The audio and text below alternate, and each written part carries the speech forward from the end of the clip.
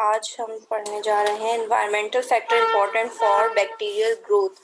ठीक है, पैथोजन को ग्रो होने के लिए, डिजीज कॉज करने के लिए क्या क्या ऐसे बायोटिक एंड एबायोटिक फैक्टर्स हैं जो कि रिक्वायर्ड होते हैं for its growth and development. ठीक है, तो इसमें हम कुछ ऐसे ही फैक्टर्स के बारे में पढ़ेंगे। Growth of organism is influenced by some physical and chemical factors. Physical factors में आ जाता है temperature, pH, osmotic pressure, hydrostatic pressure and radiations. ठीक है, ये कुछ factors हैं जो कि उसके growth और metabolic rate को जो है affect करते हैं, और फिर जो है ऑर्गेनिज्म की डिजीज को भी जो है अफेक्ट करते हैं कि वो डिजीज कॉज करेगा या नहीं करेगा। ठीक है, इसी तरह से कुछ केमिकल फैक्टर्स हैं like oxygen, carbon, nitrogen, phosphorus and sulphur. तो इनको हम डिटेल में पढ़ेंगे। तो सबसे पहले आ जाते हैं टेम्परेचर पे। ठीक है, temperature it is the most important factor that determines the rate of growth, multiplication, survival, and death of all the organisms. High temperature can damage microbes, denature enzyme, transport carriers, and proteins. Microbial membrane is disrupted by temperature extremes. At very low temperature, membrane also solidify and do not function properly. Beside, enzymes also do not perform their activity. ठीक है, तो temperature एक बहुत important factor है। ठीक है, तो micro organisms जो है वो क्योंकि अपना टेम्परेचर खुद रेगुलेट नहीं कर सकते, तो ये ऑर्गेनिजम्स जो है एक स्पेसिफिक टेम्परेचर होता है, एक डिफाइंड टेम्परेचर होता है जिसके ऊपर इनकी एक्टिविटी जो है, इनका मेटाबॉलिक रेट जो है, इनकी तो ग्रोथ और डेवलपमेंट जो है उस टेम्परेचर पर ठीक से हो रही है। वो टेम्परेचर या तो कम हो जाए तब भी ऑर्गेनिज्म की एक्टिविटी स्लो हो जाती है, या फिर वो टेम्परेचर ऑप्टिमम टेम्परेचर से जो है ज़्यादा हो जाए तो उसके जो एंजाइम्स, उसके जो सेल कंपोनेंट्स हैं वो डीनेचर होना शुरू हो जाते हैं, जिसकी वजह से ऑर्गेनिज्म अपनी जो है एक्टिविटी प्रॉपर परफॉर्म नहीं कर सकता। ठीक है, फिर there are three types of, तीन तरह के टेम्परेचर्स हैं, minimum temperature, optimum temperature and maximum temperature. ठीक है, तो इसको हम स्टडी करेंगे। Minimum temperature it is the lowest temperature at which the organism grow. ठीक है, लो मतलब फॉर एग्जाम्पल एक ऑर्गेनिज्म है, उसकी रेंज है कि वो 20 to 40 डिग्री सेंटीग्रेड के दरमियान ग्रो हो सकता है। ठीक है, अब उसका जो मिनिमम टेम्परेचर होगा जिस पर वो ग्रो हो सकता है, जिस पर अपनी प्रॉपर एक्टिविटीज वो परफॉर्म कर सकता है, वो क्या होगा, 20 तक होगा। 20 से कम और टेम्परेचर जाएगा तो वो फिर उसकी स्टॉप हो जाएगी ग्रोथ, या फिर वो अपनी एक्टिविटीज परफॉर्म नहीं करेगा। ठीक है, तो ये उसका जो है मिनिमम टेम्परेचर है। फिर आ जाते हैं मैक्सिमम टेम्परेचर पे। Maximum is the highest temperature at which the organism can grow.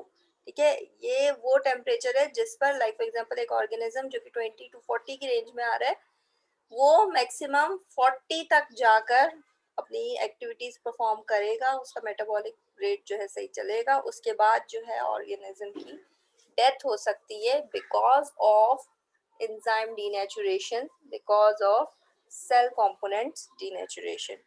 क्योंकि हाई टेम्परेचर पर कुछ ही कंपोनेंट्स होते हैं जो उसके वर्क कर रहे होते हैं। ज़्यादातर एंजाइम्स जो है वो एंजाइम्स, प्रोटीन वगैरह जो है हाई टेम्परेचर पर डीनेचर हो जाते हैं, जिसकी वजह से ऑर्गेनिज्म की डेथ हो सकती है। फिर आ जाते हैं ऑप्टिमम टेम्परेचर पे। ऑप्टिमम टेम्परेचर ये वो टेम्परेचर है जिस पर ऑर्गेनिज्म अब सबसे ज़्यादा इसकी हाई ग्रोथ होती है। ऑप्टिमम टेम्परेचर जो है मतलब ये एक वो रेंज है, it is the range between the minimum and the maximum temperature. ठीक है, तो it is the temperature at which the most rapid rate of multiplication occur, ठीक है। सबसे ज़्यादा मल्टीप्लिकेशन, सबसे ज़्यादा मेटाबॉलिक एक्टिविटी जो होगी ऑर्गेनिज्म की इसी टेम्परेचर पे होगी। और अगेन ये वो ऑप्टिमम टेम्परेचर जो होता है, it is the range which is between minimum and the maximum temperature, ठीक है। अब ये रेंज जो होती है डिफरेंट ऑर्गेनिज्म में डिफरेंट हो सकती है। कुछ ऑर्गेनिजम्स पे ये जो ऑप्टिमम टेम्परेचर की जो रेंज होती है काफ़ी ज़्यादा होती है। कुछ ऑर्गेनिजम्स ऐसे होते हैं जिनमें ऑप्टिमम टेम्परेचर की जो ये रेंज होती है वो बहुत कम होती है। लाइक फॉर एग्जांपल यहाँ टाइफस रिकेट्सिया की बात की गई है। Multiplication multiplies in the range of 32 to 38 degree centigrade, ठीक है। 32 टू 38 डिग्री के सेंटीग्रेड के दरमियान जो है ये ऑर्गेनिज्म ग्रो हो सकता है, यानी बहुत कम रेंज है इसकी ग्रोथ की। इसका ग्रोथ सॉरी टेम्परेचर रेंज जो है बहुत कम है, 32 से 38 तक जो है ये सरवाइव कर सकता है। अगर जो है 31 डिग्री सेंटीग्रेड हो जाता है तो ऑर्गेनिज्म की ग्रोथ नहीं होगी, या फिर 38 से ज़्यादा 39 हो जाता है तो वहीं ऑर्गेनिज्म के प्रोटीन्स वगैरह डीनेचर हो जाएंगे और ऑर्गेनिज्म की डेथ हो सकती है। तो कुछ ऑर्गेनिजम्स, कुछ माइक्रोब्स ऐसे होते हैं जिनकी ये कार्डिनल रेंज जो होती है वो बहुत कम होती है। इसी तरह से राइनो वायरसेस की बताई गई 33 टू 35 डिग्री सेंटीग्रेड के दरमियान ये ग्रो हो सकते हैं। स्टेफलोकोकस ऑरियस की डिफरेंट स्ट्रेन्स हैं जो कि डिफरेंट टेम्परेचर पे सरवाइव कर सकती है। इसकी रेंज काफ़ी ज़्यादा है। लाइक ऐसे स्ट्रेन्स भी आ जाते हैं स्टेफलोकोकस ऑरियस में जो कि 6 डिग्री सेंटीग्रेड पर भी ग्रो हो जाते हैं। मतलब स्लो होगा उनका मेटाबॉलिक रेट, लेकिन वो वहाँ पर भी सरवाइव कर रहे होंगे। और फिर कुछ ऐसे भी हैं 46 लाइक 30 टू 80 डिग्री सेंटीग्रेड की इनकी रेंज है, जिसमें ये डिफरेंट स्ट्रेन्स इसकी स्टेफलोकोकस ऑरियस की डिफरेंट स्ट्रेन्स जो है सरवाइव करती हैं। इसी तरह से एंटेरोकोकस भी ऐसा ऑर्गेनिज्म है जिसकी कार्डिनल रेंज काफ़ी ज़्यादा है। It can survive between 0 to 44 degree centigrade. तो डिफरेंट ऑर्गेनिजम्स की जो कार्डिनल या ऑप्टिमम टेम्परेचर की जो रेंज होती है वो डिफरेंट होगी। some can survive longer and others cannot, ठीक है। तो यहाँ आ जाते ये इसी इन्हीं टेम्परेचर को जो है ग्राफ के थ्रू दिखाया गया है।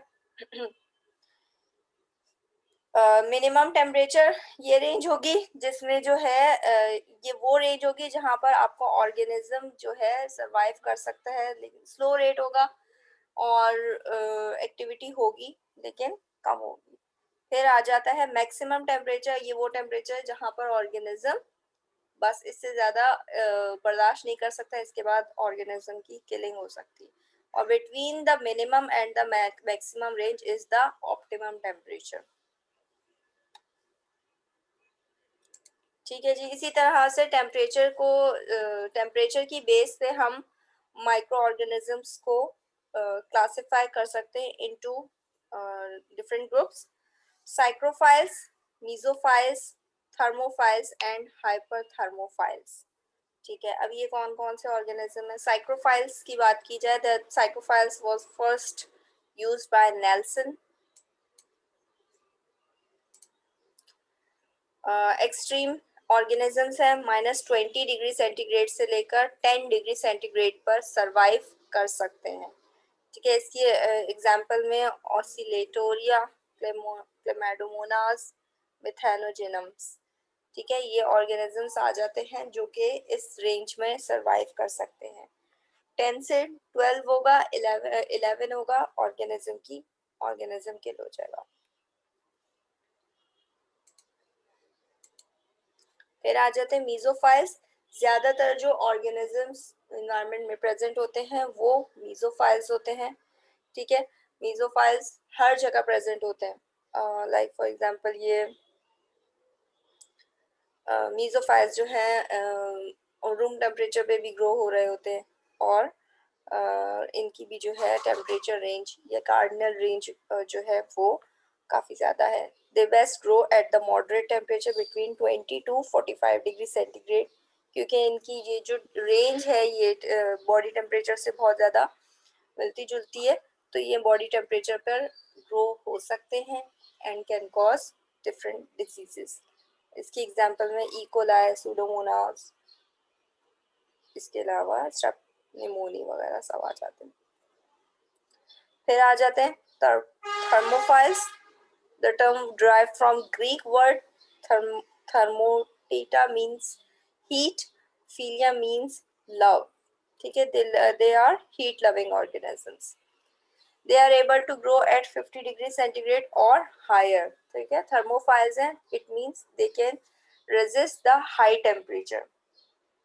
ठीक है, 50 डिग्री सेंटीग्रेड से लेकर 80 डिग्री सेंटीग्रेड पर ये ऑर्गेनिजम्स जो हैं ग्रो हो सकते हैं। तो इसकी एग्जांपल में थर्मस एक्वाटिकस, जियोजिगामा, ये सब आ जाते हैं। ठीक है, फिर आ जाते हैं hyperthermophiles. It is discovered, they were discovered by Thomas group in 1965। और ये भी जो है ऐसे ऑर्गेनिज्म है जो एक्सट्रीम एनवायरनमेंट पे, एक्सट्रीम टेम्परेचर पे ग्रो हो सकते। लाइक जो हमारे थर्मोफाइल्स थे वो 80 डिग्री सेंटीग्रेड तक जो है सरवाइव कर सकते थे, जबकि ये जो है 80 टू 113 डिग्री सेंटीग्रेड तक ऑर्गेनिजम्स ग्रो होते हैं। अब इन ऑर्गेनिजम्स को लेबोरेटरी में जब ग्रो करना होता है तो ये ऑर्गेनिजम्स थोड़े से डिफिकल्ट भी होते हैं। तो इनको ग्रो करने के लिए यूजुअली जो है ऑटोक्लेव यूज किया जा रहा होता है कि ऑटोक्लेव में ये ऑर्गेनिजम्स ग्रो हो जाएंगे। इसी तरह से जो एक्सट्रीमली हमने जो साइक्रोफाइल्स के बारे में पढ़ा था, इनको भी ग्रो करना थोड़ा मुश्किल होता है क्योंकि ये बहुत ही लो टेम्परेचर पर ग्रो हो रहे थे। तो इनके लिए जिस जिस लेबोरेटरी में आप काम कर रहे हो वहाँ पर फिर टेम्परेचर भी ऐसा ही रखना होता है। ठीक है, तो पूरा रूम टेम्परेचर अगर इस तरह का होगा, अगर 0 to 10 की 0 to 10 की रेंज में होगा तो इनको ग्रो किया जा सकता है। अदरवाइज जैसे ही रूम टेम्परेचर स्टार्ट होता है तो ये ऑर्गेनिजम्स की किलिंग हो जाती है। तो इनको हैंडल करना, इनको आइसोलेट करना, इनको स्टडी करना थोड़ा सा डिफिकल्ट होता है। ठीक है, फिर नेक्स्ट हमारा जो इन्वायरमेंटल फैक्टर है that is pH. So pH क्या है? पीएच एक रेंज है जो कि किसी भी सॉल्यूशन की एसिडिटी और बेसिसिटी को जो है मेजर करने के लिए हम यूज करते हैं। ठीक है, ये स्केल जो है फ्रॉम जीरो से स्टार्ट होके 14 तक जाता है। जितना जो है सॉल्यूशन का पीएच 7 to 0 की रेंज में आएगा, it means the solution will be acidic. और अगर जो इसका सॉल्यूशन का जो रेंज है वो 7 to 14 की रेंज में आएगा तो it means the solution can be a basic solution. ठीक है, it is a potential of hydrogen, it is negative logarithm of hydrogen ion concentration. Microbial growth is strongly affected by pH of the medium. ठीक है, it is pH, अगर pH range change हो रही है तो वो भी बहुत ज़्यादा अफेक्ट करती है माइक्रो ऑर्गेनिज्म की ग्रोथ पर। Drastic variation in cytoplasmic pH disrupt the plasma membrane and inhibit the activity of enzymes, membrane transport proteins. ठीक है, अगर pH रेंज चेंज हो जाती है तो फिर again activity of enzymes and transport proteins जो है वो अफेक्ट होगी। वो अफेक्ट होगी तो ऑर्गेनिज्म डाई हो सकता है। अच्छा जी, ये पीएच के अकॉर्डिंग हम कौन कौन से ग्रुप्स में इनको इंक्लूड कर सकते हैं? एसिडोफाइल्स, न्यूट्रोफाइल्स,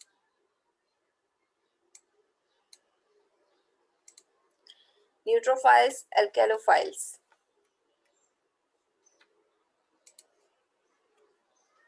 एसिडोफाइल्स वो ऑर्गेनिजम्स हैं, they can grow at pH 5। ठीक है, pH range between 0 to 5 degree 5.5 तक जो है ये ऑर्गेनिजम्स ग्रो हो सकते हैं। या लाइक यूग्लिना जो है 0 to 1 डिग्री 1 पीएच पर जो है ये ग्रो हो सकता है। थर्मोप्लाज्मा आ जाता है 1 to 2 में आ जाता है। मतलब ये एक्सट्रीम, ये जो ऑर्गेनिज्म है ये एक्सट्रीम एसिडोफाइल्स हैं, लाइक एक्सट्रीम हाई एसिडिटी पे भी ये ग्रो हो सकते हैं। लाइक 0 to 1 pH बहुत ही ज्यादा एसिडिक हो जाता है, ठीक है। इसी तरह से 1 to 2 भी जो है बहुत एसिडिक में आ जाता है।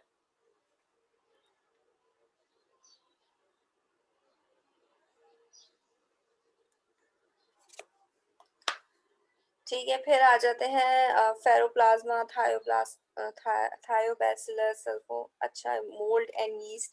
कुछ फंजाई, मोल्ड और यीस्ट भी, जैसे कि पिकल्स में भी आपने अक्सर देखा होगा कि पिकल्स जो होते हैं वो उसमें मतलब वो जो सॉल्यूशन होता है वो भी एक एसिडिक सॉल्यूशन है। आपने देखा होगा कि कुछ टाइम के बाद जो है पिकल में भी जो है मोल्ड एंड फंगस जो है ग्रो होना शुरू हो जाता है। वो इसलिए क्योंकि फंगस तो वैसे ही उसको जो है क्या नाम है मॉइस्ट एनवायरनमेंट, बहुत सारे ऐसे फंजाई होते हैं जिनको जो है वैसे तो फंजाई होता ही मॉइस्ट एनवायरनमेंट में ग्रो है, लेकिन इनको जो है ये मतलब एसिडोफाइल्स या एसिड लविंग ऑर्गेनिजम्स होते हैं कि जहाँ पर एसिडिक सॉल्यूशन होता है वहाँ मोल्ड्स बनाना शुरू कर देते हैं। तो ज्यादातर फंजाई जो होते हैं वो इनमें आ जाते हैं। उसके बाद यूग्लिना और थर्मोफिलस, इनमें से भी कुछ एल्गल एल्गा हैं जो कि इस टेम्परेचर पर, ये इस पीएच पर जो है ग्रो हो सकते हैं। They are able to grow best at pH above alkalophiles की बात हो रही है। बेसिसिटी यानी कि अगर कोई जो सॉल्यूशन है या आपका जो बेसिक सॉल्यूशन है वहाँ पर जो ऑर्गेनिजम्स ग्रो सकते हैं उनको हम एल्कोलोफाइल्स कहेंगे, ठीक है। Best grow in the range of 8 pH, ठीक है। इनकी जो रेंज होगी 7 to 14 के दरमियान भी ग्रो हो जाएंगे। फिर इनमें भी जो है कुछ ऐसे होंगे जो कि एक्सट्रीमली जो है एल्कलोफाइल्स होंगे जो कि 14 पीएच पर भी ग्रो हो रहे होंगे, लाइक थर्मोकोकस एल्कलोफाइल्स। फिर न्यूट्रोफाइल्स, इसी तरह से एसिडोफाइल्स की एक एग्जांपल में आप हेलिकोबैक्टर भी ले सकते हैं। हेलिकोबैक्टर एक ऐसा ऑर्गेनिज्म है जो कि स्टमक स्टमक में सरवाइव कर जाता है, जबकि आपको पता होगा कि स्टमक में जो है एक एसिड होता है, HCl होता है, लेकिन वहाँ पर भी ये ऑर्गेनिज्म जो है सरवाइव कर रहा होता है because it has certain enzyme जिनको यूटिलाइज करता हुआ वो ये जो है हाई एसिडिटी में जो है सरवाइव कर रहा होता है। न्यूट्रोफाइल्स, अगेन न्यूट्रोफाइल्स वो ऑर्गेनिजम्स हैं जो कि 5 to 8 की रेंज में ग्रो हो सकते हैं, लाइक ऑप्टिमम पीएच 7 होगा तो उसमें भी जो है ये ग्रो हो रहे होंगे। तो यहाँ पर अगेन ये वो ज्यादातर वही ऑर्गेनिज्म आ जाते हैं जो मीजोफाइल्स या रूम टेम्परेचर पे ग्रो हो रहे होते हैं। E coli, like pseudomonas, lactobacillus acido, lactobacillus नहीं आएगा इसमें, लैक्टोबैसिलस एसिडोफाइल्स में आता है। फिर आ जाते हैं ऑस्मोटिक प्रेशर। तो ऑस्मोटिक प्रेशर क्या है? ऑस्मोटिक प्रेशर ये है कि एक सॉल्यूशन है, ठीक है। फॉर एग्जांपल आपने सुना होगा कि सॉल्यूट और सॉल्वेंट क्या होता है, ठीक है। सॉल्यूट फॉर एग्जांपल आप सॉल्ट ले लो या आप सॉल्ट ले लो या शुगर ले लो, इसको आप वाटर में डिसॉल्व करते हो तो वाटर जो होगा उसका सॉल्वेंट हो जाएगा, ठीक है। तो एक सॉल्यूशन है जिसको हमने 3 कैटेगरीज में डिवाइड कर लिया। एक सॉल्यूशन है जिसको हम आइसोटोनिक कह रहे हैं, एक सॉल्यूशन है जिसको हम जो है हाइपरटोनिक सॉल्यूशन कह रहे हैं, अदर को हम कह रहे हैं हाइपोटोनिक, हाइपोटोनिक, ठीक है। हम इसको क्यों कह रहे हैं? होता ये है कि जब आप सॉल्यूट को किसी सॉल्वेंट में डिसॉल्व करते हो तो बहुत सारे सॉल्यूट के जो पार्टिकल्स होते हैं वो आपके वाटर मॉलिक्यूल्स के साथ जाके अटैच, वीक बॉन्ड्स बना के अटैच हो जाते हैं, ठीक है। लेकिन फिर भी बहुत सारे मॉलिक्यूल्स ऐसे होते हैं जो कि अटैच नहीं होते वाटर मॉलिक्यूल्स के लिए और एज अ फ्री मॉलिक्यूल्स जो हैं वो मूव कर रहे होते हैं। तो अगर आइसोटोनिक सॉल्यूशन होगा तो वहाँ क्या होगा कि सोल्यूट और सॉल्वेंट जो है दोनों बैलेंस होंगे, जबकि हाइपोटोनिक जो होगा उसमें क्या होगा, सोल्यूट की क्वांटिटी बहुत कम होगी और सॉल्वेंट बहुत ज्यादा होगा। इसी तरह से हाइपरटोनिक जो होगा सॉल्यूशन, उसमें क्या होगा कि सॉल्ट या शुगर आप कह लो, इसकी कंसंट्रेशन बहुत ज्यादा होगी, जबकि वाटर मॉलिक्यूल्स की कंसंट्रेशन बहुत कम होगी। अब ये तीन तरह के ऐसे सॉल्यूशंस हैं जिसमें अगर हम अपने माइक्रोबियल सेल को इनोकुलेट करते हैं, तो उसकी हमारा माइक्रोबियल सेल जब उसके अंदर जाता है तो फिर उसके ऊपर जो है कुछ क्या कह सकते हैं कि अफेक्ट होता है, इस ऑस्मोटिक प्रेशर की वजह से जो है अफेक्ट होता है। किस तरह से कि जब ऐसे solute for example isotonic solution में हमने ऑर्गेनिज्म को डाला, तो ऑर्गेनिज्म के अंदर जो वाटर मॉलिक्यूल्स, क्योंकि हमें पता है कि वाटर मॉलिक्यूल्स और अदर दूसरे डिसॉल्व मॉलिक्यूल सॉल्यूट पार्टिकल्स जो हैं इन and out of the cell move कर रहे होते हैं, ठीक है। इसी तरह से अगर हम तो वहां पर अगर आइसोटोनिक सॉल्यूशन में हमने अपना माइक्रोब या सेल जो है इनॉपरेट करेंगे, तो उसके ऊपर कोई खास अफेक्ट नहीं होगा, ना तो वो श्रिंक होगा, ना तो वो रस्ट होगा, तो वो वहां बिल्कुल सही रहेगा। इसी तरह से अगर हाइपोटोनिक सॉल्यूशन में डालेंगे, तो हाइपोटोनिक सॉल्यूशन में क्या है, सोल्यूट कंसंट्रेशन कम है, वाटर मॉलिक्यूल ज्यादा है, तो क्या होगा जब माइक्रो ऑर्गेनिज्म को हम उस सॉल्यूशन में डालेंगे, तो वाटर मॉलिक्यूल्स, क्योंकि फ्री पार्टिकल्स वाटर मॉलिक्यूल्स के फ्री मॉलिक्यूल्स जो है बहुत ज्यादा है, तो ये मूव कहाँ करना शुरू कर देंगे, ये आपके माइक्रोबियल सेल के अंदर वाटर मॉलिक्यूल्स मूव करना शुरू हो जाएंगे। जब वाटर मॉलिक्यूल्स मूव करना शुरू होंगे, तो आपका जो माइक्रोबियल सेल होगा वो बहुत ज्यादा वाटर मॉलिक्यूल्स एब्जॉर्ब कर लेगा, जिसकी वजह से वो ब्रस्ट हो सकता है, ठीक है। तो ये जो वाटर मॉलिक्यूल्स उसने बहुत ज्यादा एब्जॉर्ब किए, और फिर मतलब वो जो है ब्रस्ट हुआ, वो क्यों ब्रस्ट हुआ, due to this osmotic pressure, ठीक है। इसी तरह से अगर हम ऑर्गेनिज्म को हाइपरटोनिक सॉल्यूशन में डाल देते हैं, जिसमें सॉल्ट कंसंट्रेशन ज्यादा है, सोल्यूट कंसंट्रेशन ज्यादा है, तो क्या होगा, क्योंकि सोल्यूट कंसंट्रेशन ज्यादा है, वाटर मॉलिक्यूल्स कम है सॉल्यूशन में, तो माइक्रो ऑर्गेनिज्म क्या करेगा, माइक्रो ऑर्गेनिज्म के अपने जो वाटर मॉलिक्यूल्स हैं वो ज्यादा बाहर की तरफ निकलना शुरू हो जाएंगे। जब वाटर मॉलिक्यूल्स ज्यादा बाहर की तरफ निकलेंगे, तो होगा क्या कि सेल जो है श्रिंक होना शुरू हो जाएगा। तो ये जो है ये था आपका osmotic pressure. It is the diffusion of water across the membrane from an area of higher water concentration to lower water concentration, ठीक है। तो ऑस्मोटिक प्रेशर कब बनता है, जब वाटर मॉलिक्यूल्स या तो सेल के अंदर जा रहे हैं या सेल से बाहर जा रहे हैं और एक खास प्रेशर बना रहे हैं, जिसकी वजह से या तो सेल ब्रस्ट हो जाता है, अगर मतलब ऐसा सॉल्यूशन है जिसमें वाटर मॉलिक्यूल्स जो है सेल्स के अंदर बहुत ज्यादा जा रहे हैं, तो या तो सेल ब्रस्ट हो जाएगा या फिर श्रिंक होकर सेल जो है डाई हो जाएगा। ऑस्मोसिस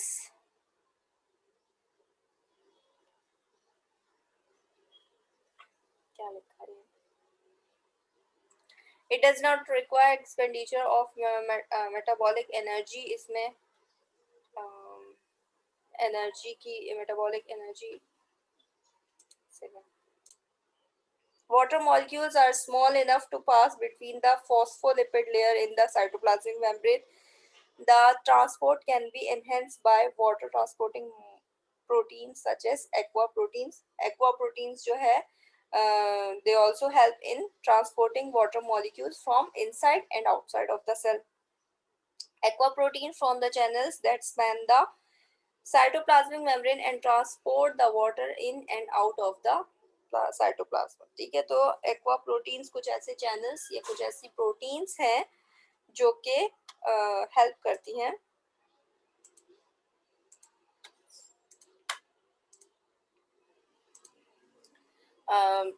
वाटर मॉलिक्यूल्स को in and out of the cell pass करने के लिए। A solution to understand osmosis, इसी को थोड़ा सा और डिफाइन किया गया है। One must understand what is meant by solution. Solution क्या है? Solution consists of a solute dissolved in solvent, ठीक है। solution क्या होता है? solution दो चीजों से मिलकर बना होता है। Number one is solute, other one is solvent. In term of osmosis, solute refer to all the molecules or ion dissolved in water, ठीक है। वाटर मॉलिक्यूल्स में जो दूसरे आयंस या दूसरे मॉलिक्यूल्स जो होंगे वो होंगे सॉल्यूट, जबकि वाटर जो होगा वो सॉल्वेंट कहलाएगा. When a solute such as sugar dissolved in water, it form weak hydrogen bond with water molecules, while free unbound water molecules are small enough to pass through membrane pores. Water molecules bound to solutes are not. ठीक है. कुछ होता क्या है कि जो solute particles जब water में डिसॉल्व होते हैं वो फौरन से वीक बॉन्ड बना लेते हैं वाटर मॉलिक्यूल्स के साथ. उसके बाद कुछ ऐसे मॉलिक्यूल्स होते हैं जो कि फिर अनबाउंड रह जाते हैं. वो कोई वाटर मॉलिक्यूल्स के साथ उन्होंने कोई बॉन्ड नहीं बनाया हुआ होता, तो फिर वो क्या करते हैं कि अनबाउंड रह जाते हैं. जब वो अनबाउंड रह जाते हैं तो वो माइक्रोबियल सेल के जो डिफरेंट एक्वा प्रोटीन्स वगैरह हैं उनके थ्रू जो है उसमें in and out of the cell pass होना शुरू हो जाते हैं. Therefore, the higher the solute concentration, the lower the concentration of free water molecules. अगर solute concentration ज्यादा होगी तो water molecules जो होंगे सारे के सारे बाउंड हो जाएंगे solute particles के साथ. तो free particles क्या रह गए? solute के free particles रह गए या free molecules रह गए. तो इसी तरह से अगर high concentration of अच्छा higher concentration of solute concentration होगी तो lower concentration of free water molecules हो जाएगी that can pass through the membrane.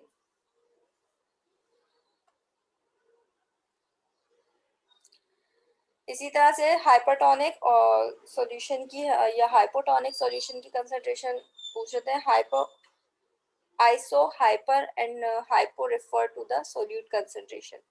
Isotonic environment होगा तो both the water and solute concentration are the same inside and outside the cell, and water goes into and out of the cell at an equal rate. ठीक है. Isotonic environment होगी तो water molecules और solute particles जो हैं concentration दोनों की almost same होगी. वाटर मॉलिक्यूल्स भी सॉल्यूशन में जो है अनबाउंड फॉर्म में कुछ रह जाएंगे, सोल्यूट पार्टिकल्स भी अनबाउंड फॉर्म में कुछ रह जाएंगे. दोनों बैलेंस होंगे तो सेल जब उसके अंदर हम डालेंगे तो सेल के अंदर वाटर एंड सोल्यूट का जो है एक बैलेंस होगा. इक्वल रेट पर जो है इनकी ये पास हो रहे होंगे in and out of the cell. ठीक है. इसी तरह से if the environment is hypertonic, the water concentration is greater inside the cell while solute concentration is higher outside the या जो solution है उसमें water. तो फिर क्योंकि हाइपरटोनिक solution है, solute concentration solution में ज्यादा है, water कम है, तो माइक्रो ऑर्गेनिज्म के जो अपने वाटर पार्टिकल्स होंगे उसके अंदर जो अपना वाटर कंटेंट होगा वो सब आउट ऑफ द सेल जाना शुरू हो जाएगा. आउट ऑफ द सेल जाएगा तो फिर सेल श्रिंक होना शुरू हो जाएगा. फिर in an environment that is hypotonic solution, अगर एक हाइपोटोनिक सॉल्यूशन है the water concentration is greater outside and solute concentration is higher. ठीक है. Water goes into the cell क्योंकि हाइपोटोनिक सॉल्यूशन है तो वहाँ जो सॉल्वेंट कंसंट्रेशन क्योंकि अनबाउंड फॉर्म में बहुत ज्यादा है तो फिर क्या होगा कि वाटर पार्टिकल्स ज्यादा जो है वाटर पार्टिकल्स वो माइक्रो ऑर्गेनिज्म की सेल मेम्ब्रेन के अंदर या इनसाइड द सेल पास होना शुरू हो जाएंगे. अब ऑस्मोटिक प्रेशर पर की बेस पर भी हम जो है ऑर्गेनिज्म को क्लासिफाई कर सकते हैं into two groups, osmo tolerant and other one is halophiles. ठीक है. Microorganisms that require some NaCl for growth are halophiles. Although halophiles are osmophiles, halotolerant organisms are osmotolerant. The term osmophile is usually reserved for organisms that are able to live in environment high in sugar content. ठीक है. ऑस्मोटॉलरेंट वो organism है जो कि high high नहीं, कुछ हद तक जो है हाइपरटोनिक सॉल्यूशन में रह सकते हैं, ठीक है। मतलब ये एक्सट्रीमली हेलोफाइल्स नहीं होते, ये थोड़ी सी हाई कंसंट्रेशन ऑफ सॉल्ट या शुगर जो है उसको बर्दाश्त कर सकते हैं। जबकि जो हेलोफाइल्स होते हैं वो एक्सट्रीम हेलोफाइल्स होते हैं, वो बहुत ज़्यादा एक्सट्रीम इन्वायरमेंट में जो है, एक्सट्रीम क्या कह सकते हैं, एक्सट्रीम सॉल्यूट कंसंट्रेशन में ग्रो हो सकते हैं या वहाँ सरवाइव कर सकते हैं। Like for example sea water में जो है, अगर सी वाटर में salt concentration 1 to 4 degree centigrade है, या फिर ये ऐसे ऑर्गेनिज्म होते हैं कि अगर सॉल्ट कंसंट्रेशन 20% भी हो जाती है, 10 to 20% भी हो जाती है, तो वहां पर भी ये ऑर्गेनिजम्स सरवाइव कर रहे होते हैं। कुछ स्लाइट हेलोफाइल्स जिनको कहा जाए वो 1.7 to 4.8 salt concentration like sea water में सरवाइव कर रहे होते हैं। मॉडरेट हेलोफाइल्स वो हैं जो कि 4.7 to 20% सॉल्ट कंसंट्रेशन पे ग्रो हो रहे होते हैं। और एक्सट्रीमोफाइल्स, अगेन एक्सट्रीमोफाइल्स वो ऑर्गेनिज्म है जो 20 to 30 हाई सॉल्ट परसेंट जो है सॉल्ट कंसंट्रेशन में सरवाइव कर रहे होते हैं। तो ये दो तरह के ऑर्गेनिजम्स होते हैं जो कि ऑस्मोटिक प्रेशर को जो है, osmotic pressure, high osmotic pressure को भी जो है ये बर्दाश्त कर रहे होते हैं।